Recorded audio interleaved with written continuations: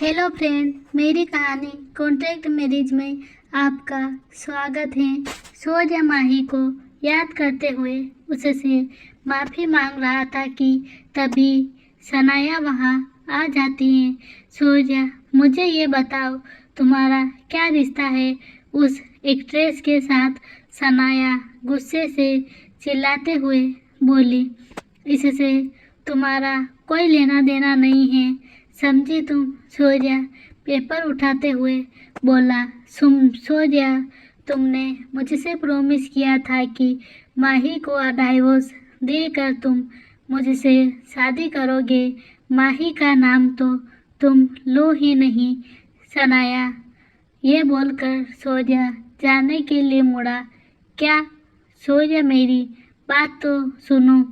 सनाया ने जैसे ही सूर्य के कंधे पर हाथ रखा, पर सूर्य ने सनाया का हाथ झटकते हुए वहाँ से चला जाता है। सनाया पीछे से सूर्य को आवाज़ देती रहती है। सूर्य कार में बैठते हुए अपने दोस्त हर्ष को फ़ोन करता है। हाँ सूर्य, बोलो। हर्ष फ़ोन के उस तरफ से बोला। हर्ष, मेरी बात ध्यान से सुनो। ओके ओके, तुम कुछ भी करके माही का पता लगाओ। सूर्या, मैंने माही को ढूंढने की बहुत कोशिश की, पर मुझे उसका कुछ भी पता नहीं चला। पर तुम परेशान मत हो, अब ये सब मुझ पर छोड़ दो। ओके ओके, ये बोलकर सूर्या फ़ोन रख देता है। सूर्य को एहसास होता है कि उसने माही को ना समझकर अपनी लाइफ की कितनी बड़ी गलती की है। सूर्य कार चलाते हुए यही सब ख्यालों में खोया हुआ था। कुछ देर बाद सूर्य आयुषी के कैफे जाता है। सूर्य, तुम यहाँ? आयुषी उसको यहाँ देखकर हैरान होकर बोली। हाँ, देखो आयुषी, मैं घुमा फिरा कर बात करने वालों में से नहीं हूँ। मैं साफ साफ तुमसे पूछ रहा हूँ कि माही कहाँ है? मुझे नहीं पता। सूर्या, माही कहाँ है? इनफैक्ट मेरी उससे 3 साल से कोई बात नहीं हुई है। माही तुम्हारे बेस्ट फ्रेंड है, ऐसा तो हो ही नहीं सकता कि माही ने तुम्हें बताया ही नहीं हो कि वो कहाँ है। इनफैक्ट तुम्हारा भाई जय कहाँ है, उसके बारे में तो तुम्हें पता होगा ना? सूर्य की बात का आयुषी ने कोई जवाब नहीं दिया। वो वैसे ही चुपचाप खड़ी थी। देखो आयुषी, मेरे पेशेंस का इम्तिहान ना लो और मुझे माही के बारे में बता दो। मैं सच बोल रही हूँ, मुझे माही के बारे में कुछ भी नहीं पता है। सूर्या अपने सर पर हाथ रखते हुए इधर उधर घूमते हुए बोला। आयुषी, ये तुम भी अच्छे से जानती हो कि मेरा गुस्सा कितना खतरनाक है। इससे पहले मैं अपने गुस्से के कारण तुम्हें या तुम्हारी इस कॉफ़ी शॉप को नुकसान पहुंचाऊं, मुझे माही के बारे में बता दो। आयुषी घबराती हुई बोली। मुझे तो बस इतना पता है कि माही और जय साथ में ये सिटी छोड़कर गए हैं और शायद वो दोनों अब्रॉड गए होंगे, पर कहाँ गए ये मुझे भी नहीं पता है। आयुषी की बात सुनकर सूर्य वहाँ से चला जाता है। ओ गॉड, ये मैंने क्या कर दिया यार? अब मैं भाई से क्या बोलूँगी? आयुषी खुद ही में बड़बड़ाते हुए बोली।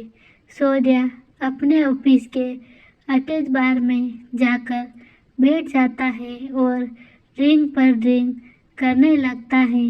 माही उस जय पर इतना भरोसा करती है कि उसके साथ चली गई।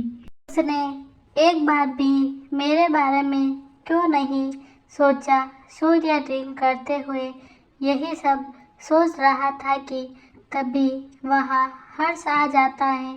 सूर्य हर्ष को सारी बातें बताता है जो आयुषी ने उसे बताई थी। हर्ष सूर्य की बातें शांति से सुन रहा था।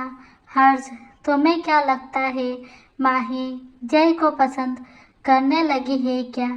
सूर्य ड्रिंक का गिलास मुंह से लगाते हुए बोला, अरे यार, तुम भी ना एक नंबर के पागल हो। सब जानते हैं कि माही सिर्फ तुमसे प्यार करती थी, पर तुम्हें ही उसकी फीलिंग समझने में देर हो गई। अब तुम्हारे ही वजह से जय को माही मिल गई। हर्ष सूर्य को समझाने लगता है। इधर आशा निवास में सनाया के पिता आशुतोष बहुत परेशान बैठे थे।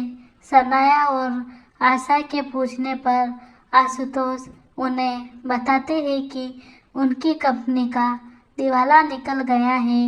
अब उन्हें समझ नहीं आ रहा है कि वो क्या करें। आखिर कंपनी को बचाने के लिए कहाँ से पैसे लाएं। तभी सनाया बोलती हैं, डैड आप टेंशन मत लो, हम रिद्धि मेंशन को गिरवी रख देते जिससे हमें पैसे मिल जाएंगे। मैंने पहले ही रिद्धि मेंशन को गिरवी रखने की कोशिश की थी, पर उस सूर्य ने मेरे पेपर्स अप्रूव नहीं होने दिए। पता नहीं वो क्या चाहता है। डैड गुस्से में बोलते हैं, क्यों ना आप और सनाया सूर्य से मिलकर बात करके देखिए। मुझे पूरा यकीन है कि सूर्य सनाया की मदद जरूर करेगा, क्योंकि सूर्य के लिए सनाया बहुत इम्पोर्टेंट है और वो सनाया की बात जरूर मानेगा। आशा उन दोनों को सजेशन दिया। दोनों को आशा की बात सही लगती है और वो हाँ में सर हिला कर हामी भर देते हैं। दूसरे दिन हर्ष सूर्य को मिलने के लिए बुलाता है। सूर्य जल्दी से हर्ष से मिलने जाता है। क्या हुआ हर्ष, मुझे माही मिल गई है क्या सच में यार? सूर्य मुस्कुराते हुए बोला। वो और जय सिंगापुर में रह रहे हैं। आइडेंटिटी बदल कर हर्ष अपने आईपैड को खोलते हुए बोला। सूर्य आईपैड को जल्दी से ले लेता है और हर्ष की बातें सुनते हुए आईपैड चला रहा होता है। पर last month drunk driving accident में माही और उसके 3 साल के बच्चे की मौत हो गई है। हर्ष उदास होते हुए बोला, मैं इस बात पर यकीन नहीं कर सकता, क्योंकि डॉक्टर ने कहा था कि माही अब कभी प्रेग्नेंट नहीं हो सकती। तो ये बच्चा कहाँ से आया? सूर्य चिल्लाते हुए बोला। सूर्य, माही को गए हुए 3 साल 9 महीने हो गए हैं और ये बच्चा जय का होगा, तुम्हारा नहीं। मुझे बच्चे से मतलब नहीं है, मैं बस माही से मिलना चाहता हूँ। हर्ष, तुम कुछ भी करके माही को ढूंढो, ओके?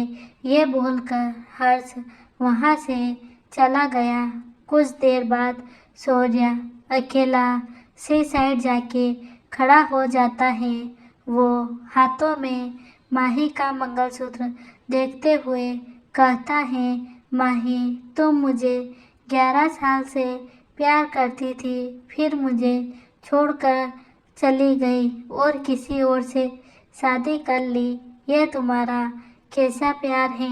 पर तुम कहीं भी जाओ, तुम सिर्फ मेरी ही रहोगी और मैं सिर्फ तुम्हें ही प्यार करता हूँ। सूर्य बहुत ज़्यादा उदास होता है और रोने लगता है।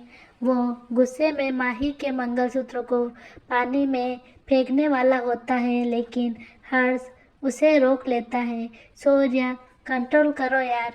कैसे कंट्रोल करूं हर्ष?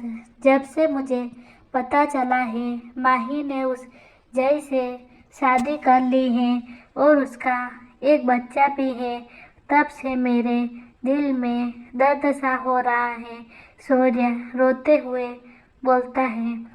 हर्ष को समझ नहीं आ रहा था कि वो इस वक्त सूर्य से क्या बोले।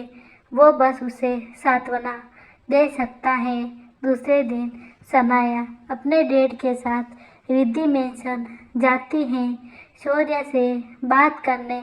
वही सूर्य माही की फोटो देख रहा होता है कि तभी वहाँ पर सनाया और उसके डैड आते हैं। फाइनली सूर्य तुम हमें मिल ही गए हैं। आशुतोष सूर्य से बोलते हैं, आप इस प्रॉपर्टी को हाथ नहीं लगा सकते हैं। सूर्य उन दोनों की तरफ पीठ किए ही खड़ा था। बेबी प्लीज डैड की हेल्प कर दो, इस वक्त हमें तुम्हारी बहुत ज़रूरत है। सनाया सूर्य का हाथ पकड़ते हुए मना रही थी।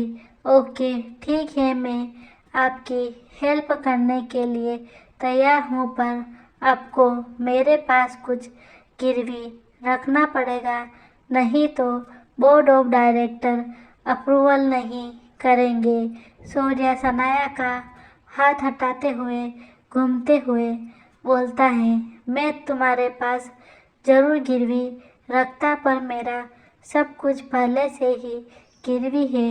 डैड दुखी होते हुए बोले, तो आप माही के माँ के शेयर्स गिरवी रख दो जो सनाया के पास है। बेबी पर वो तो मेरे हैं। सनाया मुंह बनाते हुए बोली, ओ कम ऑन सनाया, तुम भी फैमिली का हिस्सा हो ना। जब प्रॉब्लम सॉल्व हो जाए तो तुम वो शेयर्स वापस ले लेना।